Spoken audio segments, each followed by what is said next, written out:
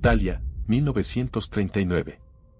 Correggio es un pueblo tranquilo en el norte del país. Las mujeres del barrio conocen bien la tienda de Leonarda.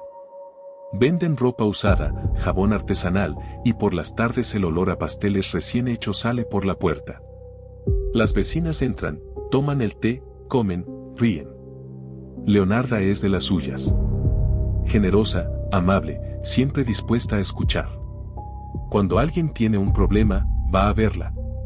Cuando alguien necesita consejo, ella lo tiene. Nadie en Correggio desconfía de Leonarda Cianciulli. Nadie sabe que los pasteles que están comiendo contienen restos humanos de sus propias amigas. La historia de Leonarda Cianciulli comienza mucho antes de los crímenes. Comienza en 1893, en Montellà, en el sur de Italia, donde nació como el resultado de una violación. Su madre, Emilia, la odió desde el primer día.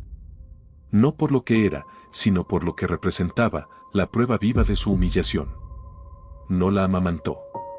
Cuando lloraba de hambre, la respuesta era golpes. Leonarda creció desnutrida, enferma, sin un gesto de amor. Antes de cumplir 20 años intentó quitarse la vida 2 veces. La segunda vez casi lo logró. En 1914 conoció a Raffaele Panzardi, un empleado de correos. Se casó con él sin dudarlo porque cualquier cosa era mejor que seguir en esa casa. Pero la tragedia no la abandonó. Quedó embarazada 17 veces. 13 de esos hijos murieron antes de que pudiera conocerlos. 13 veces sintió que algo le arrancaba lo que más quería. En su mente, formada en la superstición y el ocultismo desde niña, empezó a construirse una explicación: estaba maldita. La maldición de su madre la perseguía. Cuando finalmente 4 hijos sobrevivieron, algo cambió en Leonarda. Se instalaron en Correggio. Abrió la tienda. Se convirtió en la adivina del barrio, la que leía las cartas y predecía el futuro. Y se transformó en la madre más ferozmente protectora que puedas imaginar. Especialmente con Giuseppe, su hijo mayor. Giuseppe era su razón de existir. Todo lo que hacía, lo hacía por él. En 1939, Giuseppe anunció que se alistaba en el ejército. Italia estaba entrando en la Segunda Guerra Mundial. Y Leonarda, que había perdido 13 hijos, no estaba dispuesta a perder a este. En su mente ocurrió algo que ninguna lógica ordinaria puede seguir. Consultó sus libros de ocultismo. Estudió rituales. Y llegó a una conclusión: para proteger a Giuseppe en la guerra, necesitaba un sacrificio humano. 3 sacrificios, para ser exactos. Faustina Setti tenía 70 años y llevaba toda la vida buscando marido. Leonarda la conocía bien. Sabía exactamente qué decirle. Le anunció que había encontrado a alguien perfecto para ella en un pueblo del sur.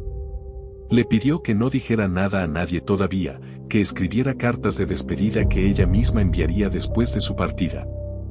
Faustina obedeció. Escribió las cartas. Las dejó en manos de Leonarda. Y fue a su casa por última vez. Leonarda la drogó con vino y la mató con un hacha. Lo que vino después quedó registrado en la confesión de Leonarda con una precisión que dejó sin palabras al tribunal. Cortó el cuerpo en pedazos. Los metió en una olla junto a 7 kilos de sosa cáustica. Los hirvió durante horas hasta que se disolvieron en lo que ella describió como un puré oscuro y pegajoso. Con lo que quedó hizo jabón. Jabón que vendió en su tienda. Jabón que regaló a sus vecinas. Francesca Soavi fue la segunda. Leonarda la convenció con la promesa de un trabajo como directora de un internado en Piacenza. Francesca le dejó todos sus muebles y bienes para que los vendiera y le enviara el dinero después. Entró en la casa de Leonarda y no volvió a salir. La tercera fue Virginia Casiopo, una exsoprano que soñaba con volver a los escenarios. Leonarda le habló de un empresario teatral en Florencia que buscaba exactamente su perfil. Virginia llegó a la tienda con ilusión. Con Virginia, Leonarda fue más meticulosa que nunca. En su confesión describió que su carne era grasa y blanca, y que al hervirla obtuvo un jabón especialmente cremoso. Con los restos que no pudo disolver preparó pastelitos. Los mismos pastelitos que sus vecinas comieron durante las tardes de té en su tienda. Los mismos que elogiaron. Los mismos que pidieron repetir. La cuñada de Virginia fue quien lo desató todo. Preocupada porque no recibía noticias, denunció a la policía. Los agentes fueron a la tienda. Encontraron las joyas y la ropa de las 3 mujeres. Encontraron 3 hachas, 2 cuchillos y el caldero. Y encontraron a Leonarda, completamente tranquila. No huyó. No negó. Se sentó y lo contó todo con la misma calma con la que habría descrito una receta de cocina. En el juicio de 1946 fue más lejos todavía. Cuando el fiscal cometió un error en los detalles de sus crímenes, Leonarda lo corrigió. Lo precisó ella misma. Con exactitud. Con algo que parecía satisfacción. Los psiquiatras que la evaluaron se encontraron ante un perfil que no encajaba en ninguna categoría conocida. Leonarda no era la psicópata fría sin emociones. Amaba a su hijo con una intensidad que rozaba la obsesión. Lloraba cuando hablaba de él.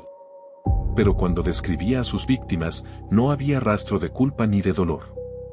Las había convertido, en algún momento de su mente, en algo diferente a personas. En materiales. En instrumentos de un ritual. Esa capacidad de deshumanizar selectivamente, de mantener un afecto genuino por unos mientras se elimina toda empatía por otros, es uno de los mecanismos más peligrosos que estudia la psicología criminal. Fue condenada a 30 años de prisión y 3 en un manicomio. Murió en 1970, a los 77 años, en el asilo de mujeres de Pozzuoli. El caldero donde hirvió a sus víctimas, las hachas y los cuchillos están expuestos hoy en el Museo Criminológico de Roma. Las vecinas de Correggio que comieron sus pasteles nunca supieron nada. Si esta historia te dejó pensando, suscríbete. Cada semana entramos en la mente de alguien que el mundo nunca debería haber conocido. Nos vemos en la próxima.